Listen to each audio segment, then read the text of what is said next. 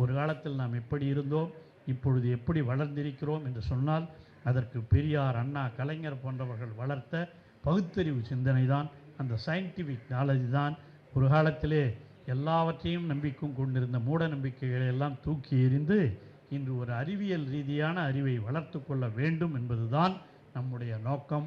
ஆகவே வந்திருக்கிற மாணவ மாணவிகளே, வரலாற்றை படியுங்கள், கடந்த காலத்தை தெரிந்து கொள்ளுங்கள். நீங்கள் எல்லாம் அதுவும் உங்கள் பார்க்கும்போது பார்த்தீங்கன்னா எல்லாம் மகளிரை தான் நிறைய இருக்கீங்க. மாணவர்களே காணோம். மாணவர்கள் எத்தனை பேருப்பா? அதை பார், 1 2 இவ்வளோ பேர் இருக்கீங்க. அதில் மாணவர்கள் 10-15 பேர் தான் இருக்காங்க. மாணவிகள் இவ்வளோ பேர் படிக்கிறீங்க. இவ்வளோ பேர் எப்படி படிக்க முடிஞ்சது? ஒரு காலத்தில் படிக்க முடியுமா?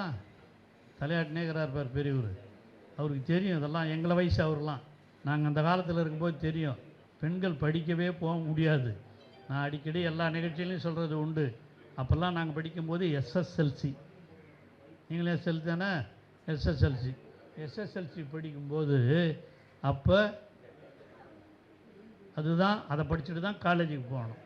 ஸ்கூல் செகண்டரி ஸ்கூல் லீவிங் சர்டிஃபிகேட்னு பேர், 11th ஸ்டாண்டர்ட்னு அப்போ சொல்லுவாங்க. அது நான் படித்தேன். கண்டாச்சிபுரங்கிற கிராமத்தில் படித்தேன். படிக்கும்போது எஸ்எஸ்எல்சியில், அதாவது இப்போ +2 ஈக்குவல் அது, அப்போ 16 பேர் படித்தோம். 16 பேர் படித்தோம் கண்டாச்சிபுரங்கிற ஸ்கூலில். இப்போ எங்கன்னா +2வில் 16 பேர் 20 பேர் படிக்கிற ஸ்கூல்லாம் எங்கன்னா உண்டா? எவ்வளோ பேர் படிக்கிறாங்க? எல்லாம் 200 300 400 தான். அப்போ 16 பேர் தான். ஏன்னா இப்போ படிக்கிறதுக்கு அவ்வளோ தூரம் ஆர்வமே கிடையாது. அந்த 16 பேர் படித்தோம். அந்த 16 பேரில் ஒன்றே ஒன்று பொண்ணு. அது பேர் கூட திலகவதின்னு பேர்.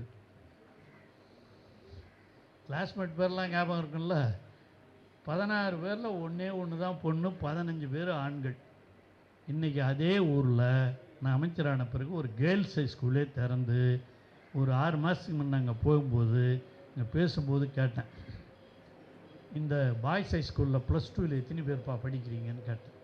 +2வில் இந்த ஹெட் மாஸ்டர் சொன்னார், 380 பேர் படிக்கிறாங்க சார் சொன்னார்.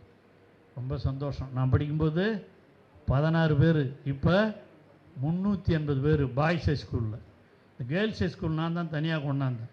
அந்த கேர்ள்ஸ் ஹை ஸ்கூல் ஹெட் மிஸ்டர்ஸை கூப்பிட்டு கேட்டேன், உங்கள் ஸ்கூலில் +2வில் எவ்வளோ பேர்மா படிக்கிறாங்கன்னு கேட்டேன். 460 பேர் படிக்கிறாங்கன்னு. பாத்தியா, இதுதாம்மா திராவிட மாடல். இதுதான் பெரியார், அண்ணா, கலைஞர் சொன்னது. எல்லாரும் படிக்கணும், பெண்களும் படிக்கணும், ஆணும் படிக்கணும் அப்படின்னு சொல்லி கொண்டாந்தது தான் இன்றைக்கி இவ்வளோ பெண்கள் மகளிர் படித்து கொண்டிருக்கிறீர்கள் சொன்னால் இதுதான் காரணம். உங்கள் தாய், உங்கள் பாட்டிக்கிட்ட போய் கேளுங்க, ஏன் படிக்கிறேன்னு கேளுங்க. ஏன் படிக்கலை?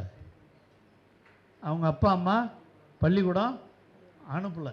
ஏன் அனுப்பலை?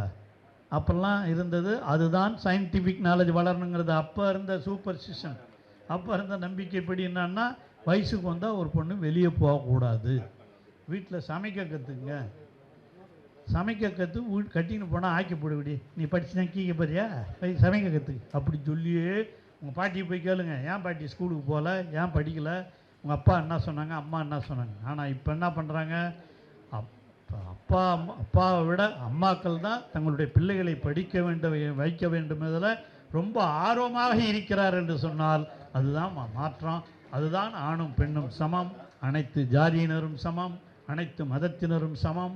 இதையெல்லாம் வளர்க்கிற உணர்வு தான், பகுத்தறிவு சிந்தனை தான் இந்த சயின்டிஃபிக் டெவலப்மெண்ட், அறிவியல் ரீதியான வளர்ச்சி.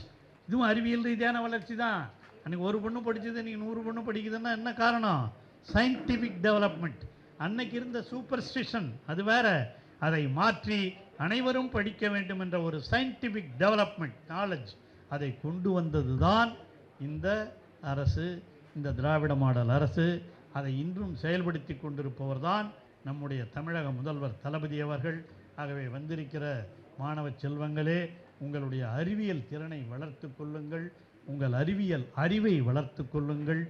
ஆக நீங்கள் ஆர்ட்ஸ் பாடம் படிக்கலாம், ஹிஸ்ட்ரி படிக்கலாம், பிஏ ஹிஸ்ட்ரி, பிஏ எம்ஏ எது படித்தாலும் இந்த சயின்டிஃபிக் நாலேஜ், அந்தந்த பாடத்தில் இருக்கிற சயின்டிஃபிக் நாலேஜ் வளர்த்து கொள்ள வேண்டும்.